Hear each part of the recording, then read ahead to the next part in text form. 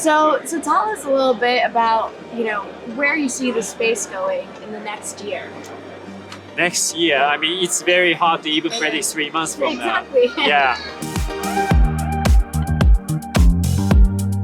We are still in a kind of bull market, right? And Exactly. before that, it had like about 2 years of bear market. I don't know which market it is, and it depends on the market. It brings different kind of people. During the bear market, it's more like solid building.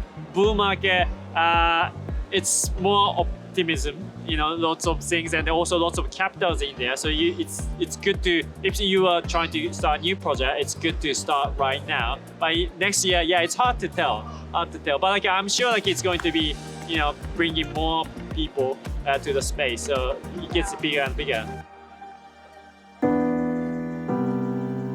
Hello, my name is Makoto, and I'm a developer. I work at ENS, Ethereum Name Service, and I've been in this space for about since 2016. Yeah, I'm happy to be here. I work in a project called ENS, Ethereum Name Service, which we provide a basically human-friendly username to hexadecimal Ethereum addresses, and we've been doing since 2017. So it's a cross-platform username. Like if you go to Facebook or Twitter, Facebook has its own name, Twitter has its own name. It's not portable, but whereas in ENS, as long as you use system built on Ethereum, it's portable. Last year, probably we only had 100 registration every day, but now we got thousands of them. So there's people start really using it, and the people start showing ENS name as a Twitter profile, just showing guess their kind of crypto identity and stuff. And people start using our product really, makes us very excited to work on the project.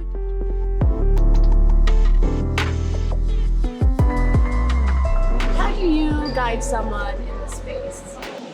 It's interesting. I actually met someone who's 16 years old. Apparently, there's some initiative to send someone from North America, like young students, to this kind of crypto events. And I met 2 people. So they were asking what kind of skills would be good for them, because for them, they are kind of trying to get into the space. So they're interested in which skill would be most useful. But the answer I gave to them is what project most excites you, and they just find out what technology these projects use. That kind of leads them to the natural way of kind of rabbit hole. They discover immediately. So I usually advise is just find out what project most excites you and just start from there, rather than trying to find which technology makes most marketable, or which project makes most airdrop. I love the airdrop, but that's not the motive, right? that's the extra incentive. Yeah.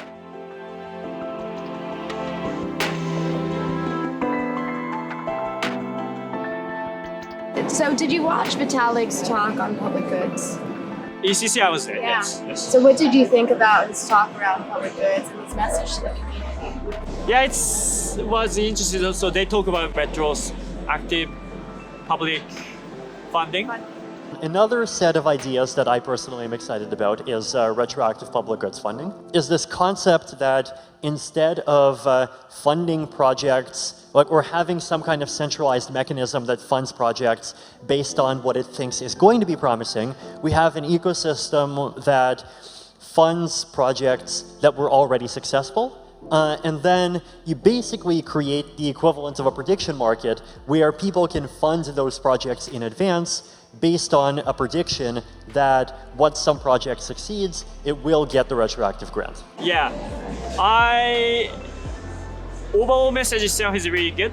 That we trying to have an incentive to give back to the project retrospectively, which idea is good. Execution is very interesting to see whether it works or not. The question is how much scalable when it becomes a big case, because I think what's happening right now is everything gameable started getting gameable. For example, Gitcoin is a great another way of doing it, right? But for the last 2-3 months, people start just donating the Gitcoin so that they can get airdrop, that kind of stuff, right? All these retroactive stuff, I think in the base concept I fully support. The implementation is really the key. That it gets anything can be gamed, will be gamed, but at the same time if it gets game for a good cause and some project gets money in a good way, that's good.